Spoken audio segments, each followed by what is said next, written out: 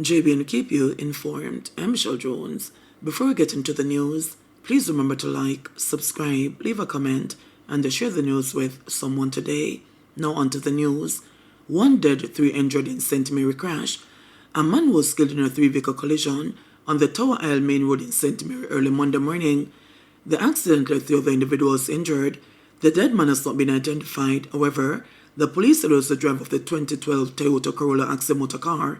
According to the St. Mary Traffic Department, the crash occurred around 12 a.m. Monday along the Tower Isle Main Road in the vicinity of the Battle site in Rio Nuevo. It involved a white King Long motor truck, a Toyota Mark X motor car, and the 2012 Toyota Corolla Axio that the deceased was driving. The 3 injured people were a 28-year-old passenger of the Toyota Axio, the driver of the Mark X, and a 53-year-old passenger of the King Long motor truck. All the injured people were taken to the Port Murray Hospital, where they have been admitted. Details of how the crash occurred is still unclear. The St. Mary Traffic Department is investigating. Meanwhile, it was a bloody weekend on the nation's roadways as a 1-year-old child, a Canadian citizen, and the 2 motorcyclists were killed in 3 separate motor vehicle crashes, according to a police report. The names of the victims have not yet been released. The crashes occurred in Kingston, St. Elizabeth, and Westmoreland between Friday and Sunday. Jamaica has recorded 77 road deaths since the start of the year, an 18% decrease when compared to the corresponding period last year, according to the National Road Safety Council, NRSC. A collision between a 2001 Mitsubishi Montero and 2 pedestrians at the intersection of Price and Septimus Streets, Kingston, around 12:30 p.m. on Friday, resulted in the death of the 1-year-old child, the police report revealed. The possible causes of the crash were reversed negligently, excessive speeding, and failed to keep to the near side of proper traffic lane, according to the report. The Canadian woman, 65, was a pillion passenger on a motorcycle that collided with a Toyota motor car around 4:40 p.m. along the Sandybank Main Road in St. Elizabeth on Saturday. The report listed the possible causes as excessive speed with no regards to condition, apparent error of judgment or negligence, and failing to keep to the near side of proper traffic lane. In the third incident, 2 motorcyclists reportedly collided along the Boy Main Road in Sheffield, Westmoreland, about 8:45 p.m. on Saturday. 2 men, ages 24 and 37, were killed. Swerving, excessive speeding, and failing to keep to the near side of proper traffic lane were listed as the possible causes of the crash. Fatal police shooting in Park Lane, St. Andrew. A man was fatally shot by the police this morning in Park Lane, St. Andrew. The deceased has been identified as Javon Heath. The incident occurred around 8:40 a.m. He was reportedly shot and killed inside his house. Residents have alleged that he was killed in cold blood. Investigators from the Independent Commission of Investigations Indicom are investigating. As of March 13, Indicom had recorded 64 police fatal shootings. Sheffield with illegal gun in St. Catherine.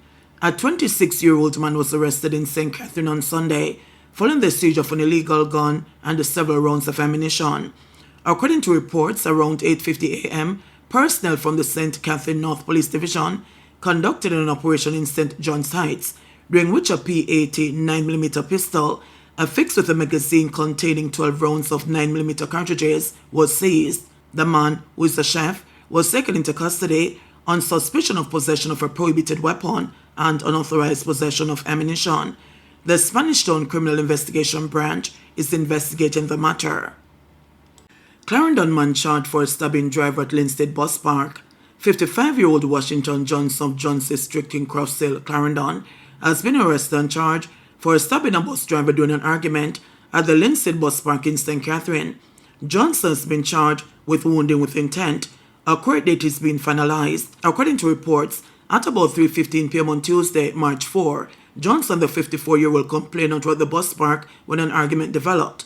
During the altercation, Johnson allegedly brandished a ratchet knife and stabbed the complainant repeatedly in the chest. Cops who were nearby accosted Johnson and escorted him to the Linstead police station. The victim was assisted to the Linstead Community Hospital, where he was treated for his injuries. Johnson was subsequently charged with wounding with intent on Friday, March 14. 2 15-year-old boys charged of beating and stabbing schoolboy in Manchester. Detectives assigned to the Manchester Police Division on Saturday charged 2 15-year-old boys for attacking a schoolboy while he was walking home along a roadway in Cristiano. The teens are charged with wounding with intent. The incident happened on the afternoon of Thursday, March 13. Reports from the Cristiano police are that at about 1:30, the complainant was walking home from school in the company of his friend along Main Street in Cristiano when they were approached by a group of boys, including the accused, who were armed with boards and knives. It is alleged that an argument developed between them, during which the accused teen boys hit the complainant all over his body with the board and stabbed him in his right side, causing a wound that bled. The complainant was assisted to hospital by passers-by, where he was admitted in serious but stable condition. The police were summoned to the scene, and the accused teens were subsequently arrested. They were jointly charged with the offense on Saturday, March 15. Their court date is being finalized. Police vowed to maintain the peace after gunmen strike in Havana. Residents of the section of Arnett Gardens known as Havana are on edge, following the shooting of two men, one fatally, by criminals in the community on Saturday night. The man killed in the St. Andrews Southern community has been identified as 30-year-old Sanjay Allen, while the identity of the injured man is being withheld. The two were among a group of people playing dominoes on a street corner in the community shortly after 8 p.m. when they were pounced by gunmen who opened fire at them. On Sunday, police and military teams were seen patrolling the community as they sought to assure residents that they have the situation under control. Deputy Superintendent Brian Henry, head of the Kingston Western Police Division, has indicated that his team managed to gather information from various sources in relation to the incident and expressed confidence that the perpetrators will be arrested.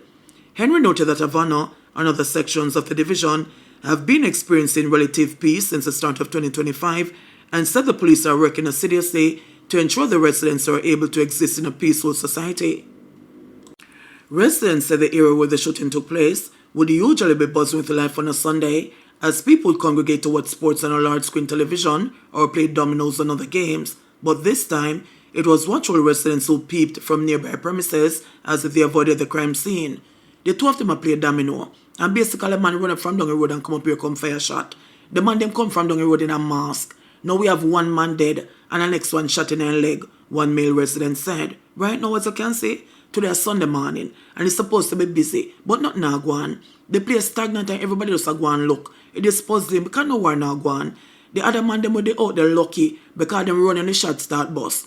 A day like today, the place will be lively. There's a like a plaza right down there so you know a match, English League, would end up play up on the television. That's where we'll be watching football, the resident shared. Alan's sister, Talisa Morgan, said that she and other members of the family are trying to stay strong and take things easy in the aftermath of his death. The place kinda dead and tense. My brother wasn't a talkative person, but he was jovial and caring. Even he's still alive, he only watch football on him phone. He may love to watch football and he used to love play football as well. He never have no children. He must have worked in one closed store downtown, but him not work there again. Right up to when he did need a work. We don't understand where this coming from because there's no war in the place, Morgan said. Alan's mother, Lorna Steers, said she's saddened by the death of her only son. Me have 3 girls and was my only son, and me feel bad for him. Me did that work. And when me come home this morning, my brother-in-law tell me, say my son dead, and me start to cry. Them couldn't tell me from last night because me did that work, and me don't have any phone, said the grieving mother. An aunt of the young man who was injured said that he was shot in one of his legs and is in hospital recovering well. Me really feel bad for no, so we're not involved in anything. And we don't have anybody who is involved in anything. Yet this happened. One person losing life, and he did close to us. He was a good friend. I really don't know what caused that last night. I don't know if it will cause war for breakout, said the aunt. Section of Otrius Market destroyed by fire. A section of the Otrius Market was destroyed by fire on Sunday. The shops are located at the rear of the market, where agricultural produce is sold. Counsel of the Exchange Division, Ian Isaac, said 10 vendors were affected. A team from the Otrius Fire Department extinguished the blaze. No one was injured as a result of the fire. It is understood that the fire started sometime after 4 p.m. Speaking on Sunday, Mayor of Sentence Bay, Michael Bill Navis, said an assessment of the damage will be done. As it stands right now, we're looking to see how we can assist these individuals, some 10 vendors. We cover the millions of dollars that have been devastated here today from that fire. The Minister of Local Government, Minister Mackenzie, and the MP for the area, Matthew Samuda, will be coming by tomorrow to further assist and assess the damage. As it stands right now, these individuals have not even realized their losses yet because they're, from what I understand, in various parts of St. Anne and some are actually in Kingston. JBNN will keep you informed. Please remember to subscribe, like, share, leave us a comment, and click the notification bell to receive our daily news items.